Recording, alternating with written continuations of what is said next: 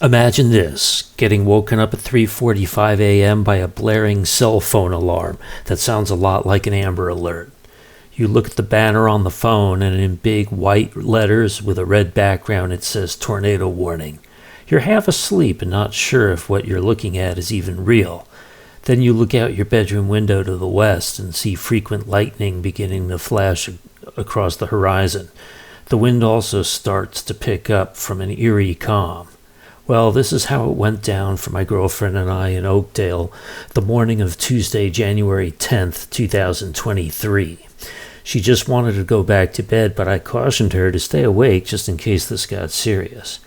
Now, I had no reason to believe that a tornado was imminent where we lived, but I also knew that the folks at the National Weather Service are pretty smart and wouldn't have warned the storm if there wasn't something out there.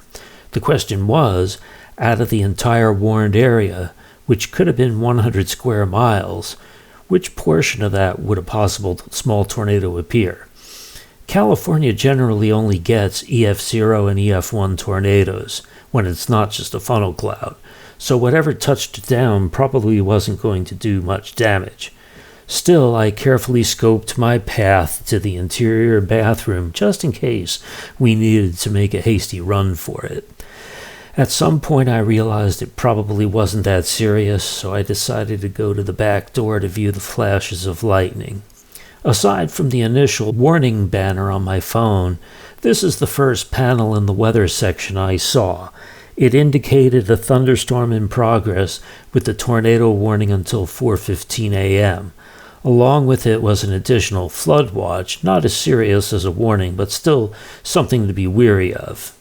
The next picture showed the strong line of storms that were to the west of us when the phone alarm went off at 3:45. Modesto and Riverbank are indicated in deep red, our location being the blue dot, the storm moving northeast at a very rapid clip. The picture after that is a close-up of the same thing we just saw. No signature hook echoes could be detected, this app not sophisticated enough to track that sort of detail, but as I said earlier, someone at the NWS knew something was out there. I mentioned that the odds of a tornado striking in any one place was nil, but a dart thrown at a map on the wall had to land somewhere, and there was a very small tornado that did touch down in the small town of Milton, California, east of Stockton. I've indicated Milton with the red circle and arrow leading up to it. Oakdale, where we live, is the small green circle in the lower right corner of the black box, and the black arrows indicate the general movement of the whole line of storm cells in the squall.